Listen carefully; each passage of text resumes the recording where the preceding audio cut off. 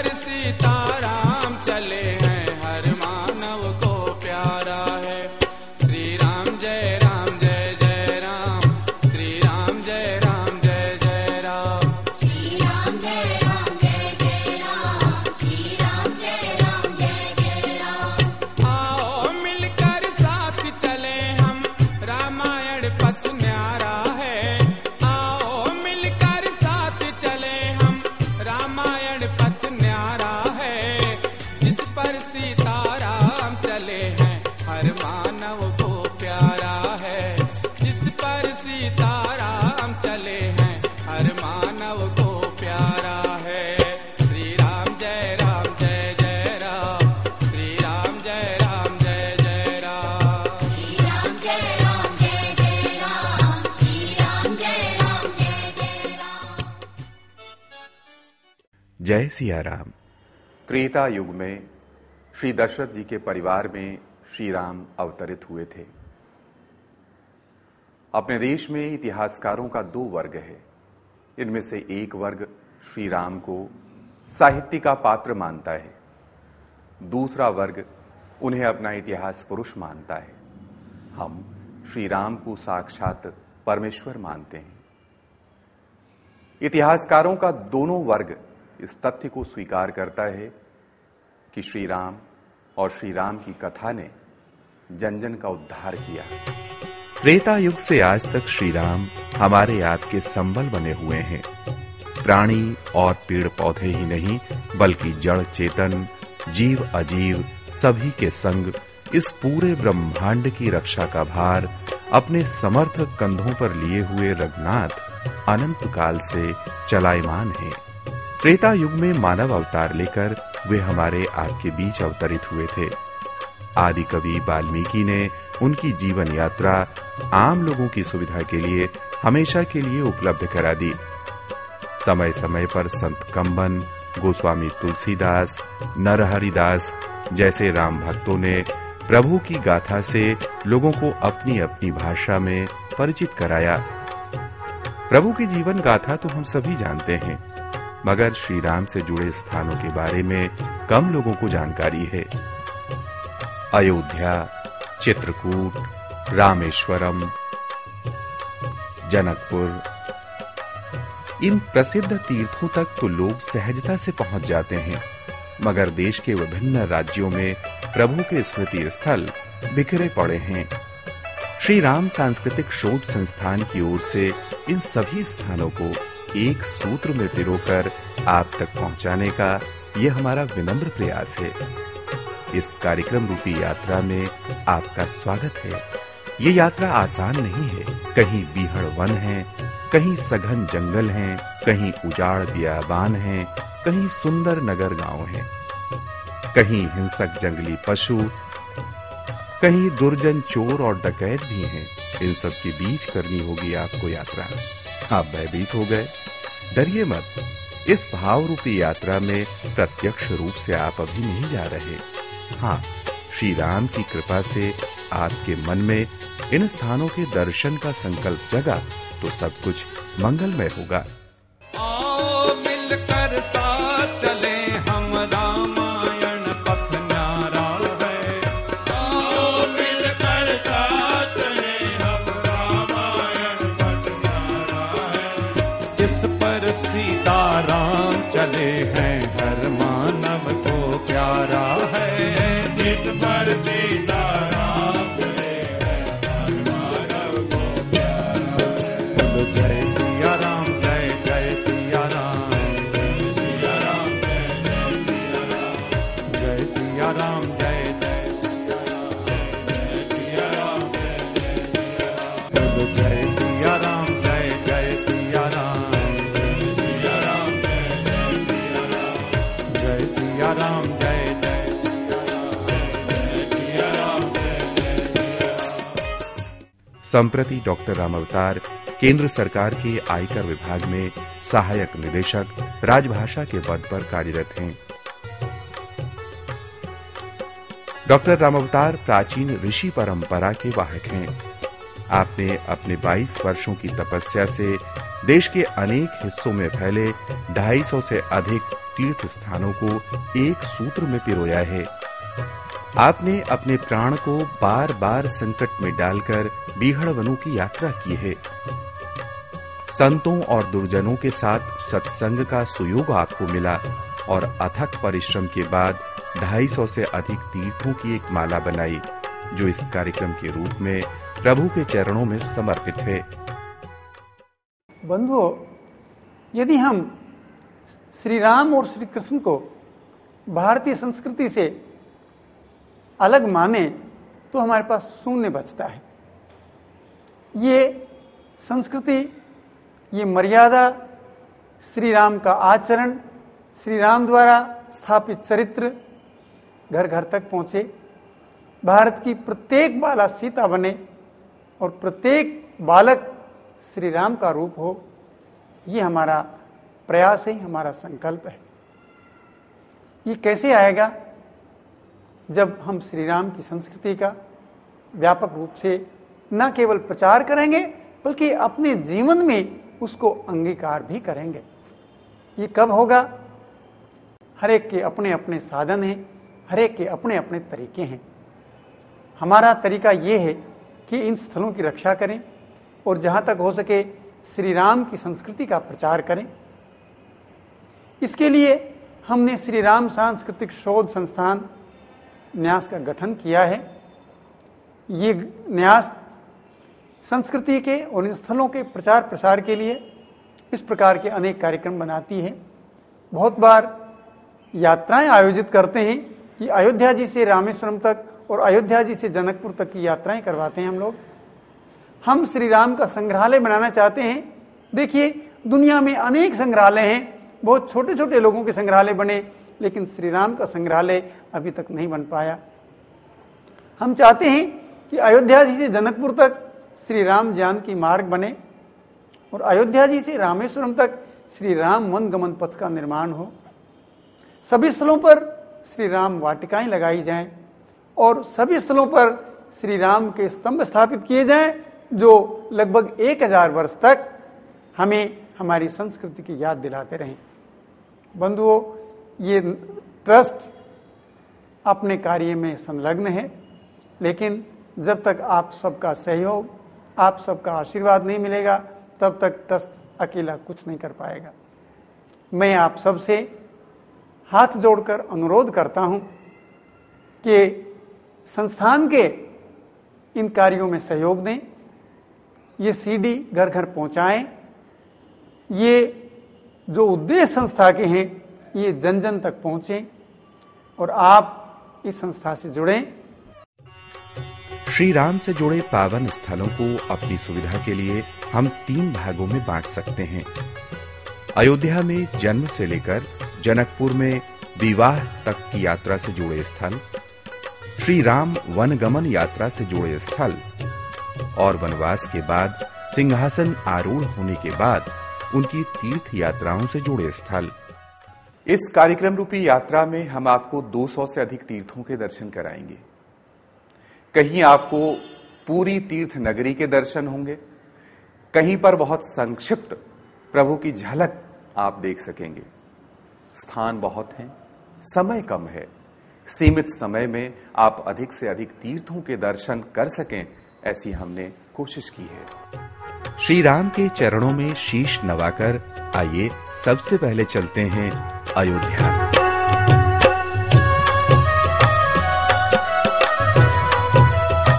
अब हम 7 मोक्षदायिनी नगरियों में से प्रथम अयोध्या जी के दर्शन कर रहे हैं। सरयू नदी के किनारे बसी ये नगरी चारों युगों में प्रख्यात रही है। अयोध्या जी ही रघुवंश की राजधानी रही हैं। इसी नगरी में धर्मात्मा राजा मनु, रघु, दिलीप, भगीरथ और चक्रवर्ती सम्राट दशरथ जी हुए। श्री राम, भरत जी, लक्ष्मण जी और शत्रुघ्न जी की क्रीड़ा स्थली यही भूमि रही। यही भूमि उनका कर्म क्षेत्र भी रही। यहीं से संपूर्ण भारत में प्रकाश फैला। आज अयोध्या जी में हजारों मंदिर इसकी प्राचीनता और पौराणिकता की साक्षी दे रहे हैं। हम सभी मंदिरों में तो नहीं जा सकते, लेकिन कुछ प्रमुख मंदिरों के दर्शन आपको अवश्य होंगे। आइए राम की नगरिया के दर्शन के लिए चलें।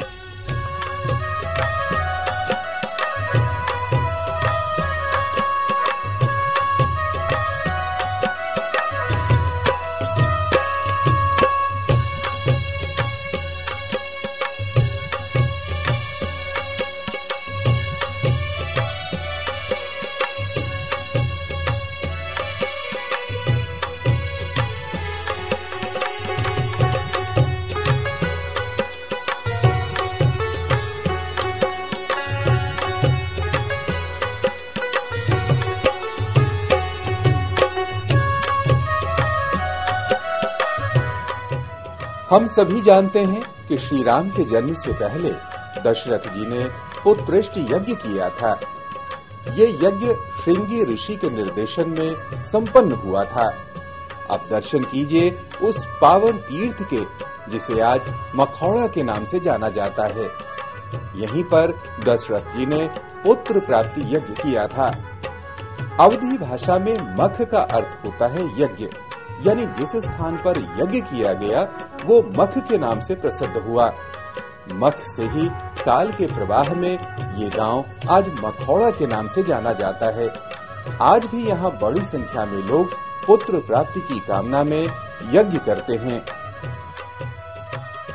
पुत्रेष्टि यज्ञ के पश्चात चारों भाइयों का जन्म हुआ। अयोध्या जी में खुशियों का सागर लहलहा रहा था। श्री राम आदि चारों भाई बालपन से तरुणाई की ओर कदम बढ़ा रहे थे।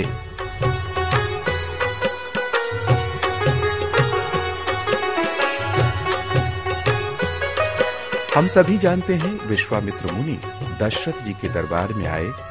अपने यज्ञ की रक्षा के लिए श्री राम और लक्ष्मण जी को संग लेकर वे अपने आश्रम की ओर चल पड़े थे।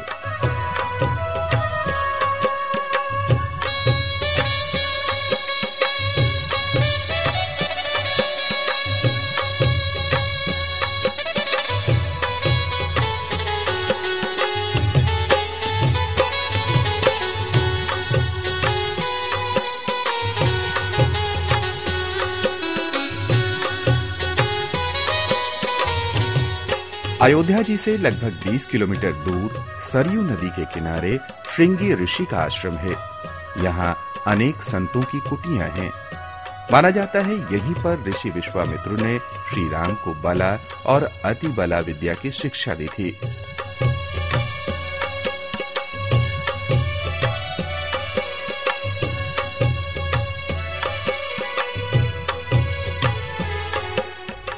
किंतु यहाँ श्री राम व श्रृंगी ऋषि की भेंट नहीं हुई। वास्तव में जब श्रृंगी जी पुत्रेष्टि यज्ञ के लिए मां शांता के साथ यहाँ आए थे तो उन्हें यहाँ ठहराया गया था। इसीलिए आज भी यहाँ श्रृंगी जी तथा मां शांता के मंदिर हैं।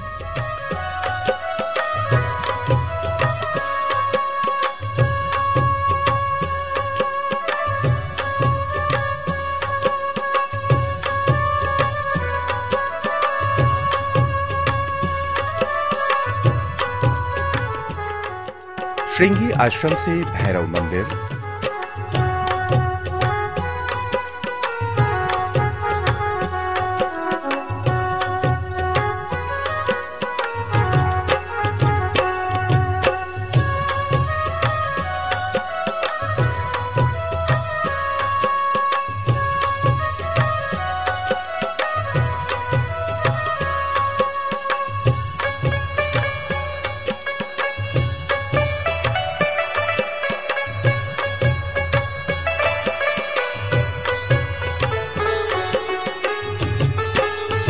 सलोना ताल,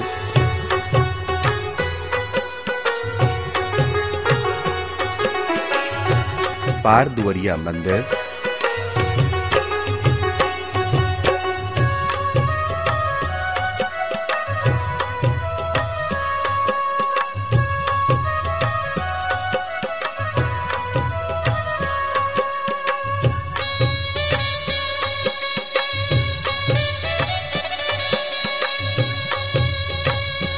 रामघाट,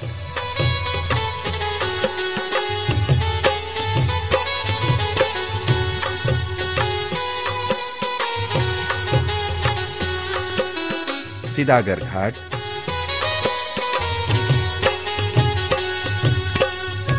लखनेश्वर डीह होते हुए हम सुजायत और मर्ची पहुंचते हैं।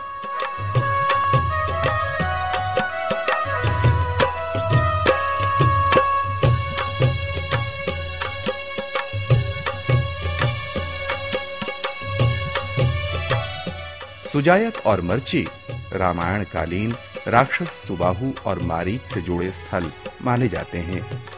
बलिया में चिटबड़ा गांव के पास जंगल में एक प्राचीन टीले को सुबाहु का घर माना जाता है।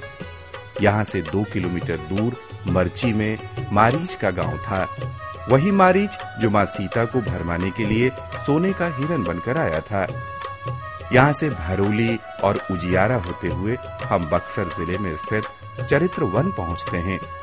इसे ताड़का वन भी कहते हैं। ताड़का 1.5 योजन का मार्ग घेर कर रहती थी। यहीं श्री राम ने ताड़का का वध किया था। इस इलाके में श्री राम के यहाँ आने की स्मृति में एक कहावत खूब प्रचलित है। भोर भरोली भय उजियारा, बक्सर जाए ताड़का मारा।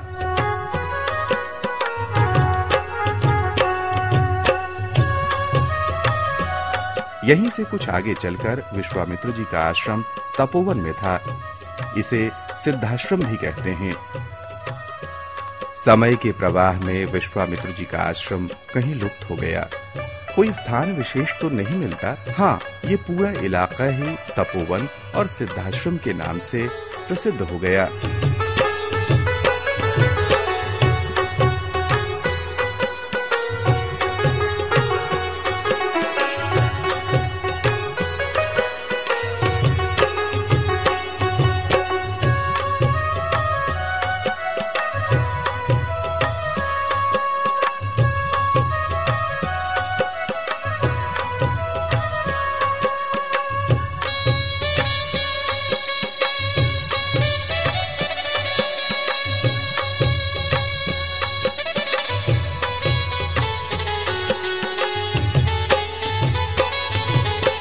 यहाँ से रामरेखा घाट, रामेश्वर नाथ होते हुए हम बक्सर से 3 किलोमीटर दूर अहरौली गांव पहुंचते हैं। गोस्वामी तुलसीदास लिखित श्री रामचरितमानस के अनुसार सिद्धाश्रम से चलते ही अर्थात गंगा और सोनभद्र पार करने से पहले श्री राम ने अहल्या जी का उद्धार किया था। इस तरह अहरौली गांव को हम अहल्या जी का उद्धार स्थल मान सकते हैं।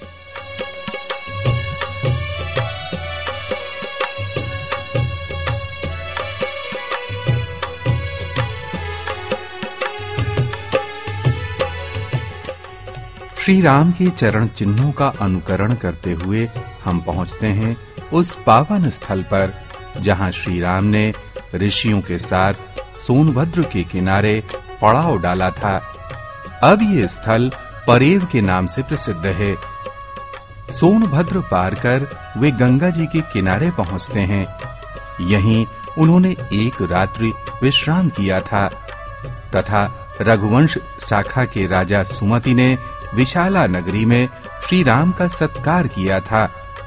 अब ये स्थान रामचौरा के नाम से प्रसिद्ध है।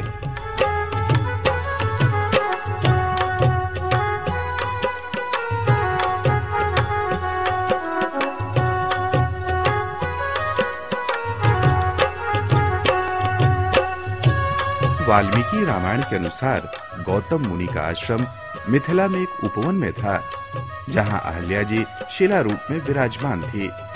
मिथिलांचल के प्रसिद्ध नगर दरभंगा से लगभग 25 किलोमीटर दूर अहियारी गांव पहले तपोवन के नाम से जाना जाता था। अब भी यहाँ 4 दिशाओं में 4 ऋषियों के आश्रम हैं। जगवन में याज्ञवल्क, सिंगिया में श्रृंगी, भैरवा में भृंगी और गौतम ऋषि का आश्रम। ऋषि गौतम की ही पत्नी थी अहिल्या, जो इंद्र द्वारा छल किए जाने से शिला रूप में बदल गई थी। अहियारी आश्रम के आसपास के लोगों का विश्वास है कि मां अहिल्या को यही श्री राम ने शिला रूप से मुक्ति दिलाई थी। मां अहिल्या के उद्धार के 2 स्थल हमें मिले हैं। एक गंगा जी के एकदम निकट है और एक जनकपुर के पास है। अगर हम गोस्वामी तुलसीदास जी का श्री रामचरितमानस देखें तो वो गंगा पार करते ही अहिल्या के स्थल पर पहुंचते हैं, और वाल्मीकि जी का वर्णन देखें तो वो अहिल्या जी का स्थान जनकपुर के एक उपवन में था। हमारे विचार से ये दोनों स्थल ठीक हैं, कल्प भेद की कथाएं हैं, हम दोनों को सत्य मानते हैं। राजा जनक के उपवन में तीनों रुके थे। यहीं राजा जनक पुरोहित शतानंद के साथ उनसे मिलने के लिए आए थे। आज भी यहाँ विश्वामित्र का आश्रम है तथा विश्वामित्र का ही अपभ्रंश बिसोल हो गया है।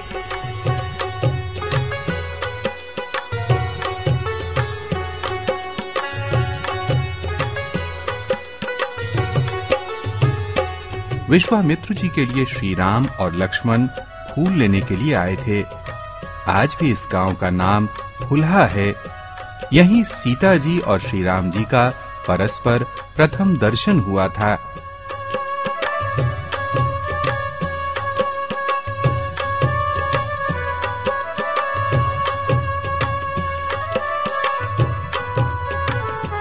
यहां से कुछ आगे चलकर हम प्राचीन मिथिला की राजधानी जनकपुर पहुंचते हैं।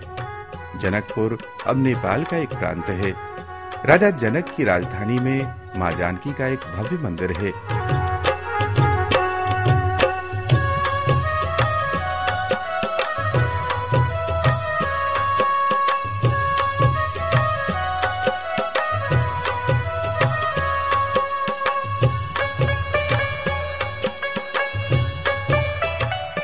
ये विशाल मैदान रंगभूमि है, जहां देश विदेश के राजा और राजकुमारों के बीच श्री राम ने धनुर्भंग कर विवाह की शर्त पूरी की थी। जब धनुष भंग हुआ था तो भयंकर विस्फोट हुआ था। धनुष के टुकड़े दूर दूर जाकर गिरे थे। कुछ टुकड़े यहाँ भी गिरे थे। यहाँ धनुषा मंदिर के आप भी दर्शन करें।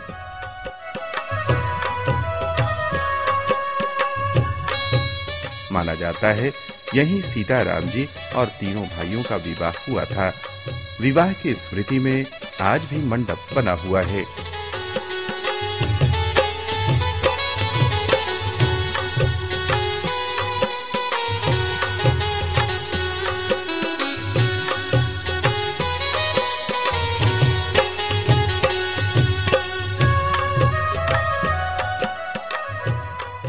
आपने श्री सीताराम जी की विवाह लीला स्थल के दर्शन किए। जनक जी के नाती के रूप में महंत जी ने स्नेहपूर्ण विदाई दी, आशीर्वाद दिया। आइए अब वापस अयोध्या जी उसी मार्ग से चलते हैं जिससे सीता माँ की डोली बारात के साथ अयोध्या गई थी। हम सभी जानते हैं कि माँ सीता भूमि से प्रकट हुई थीं। बिहार प्रांत में सीतामढ़ी है वो स्थल जहां राजा जनक द्वारा हल चलाते समय मां जानकी प्रकट हुई थीं। प्राचीन काल में ये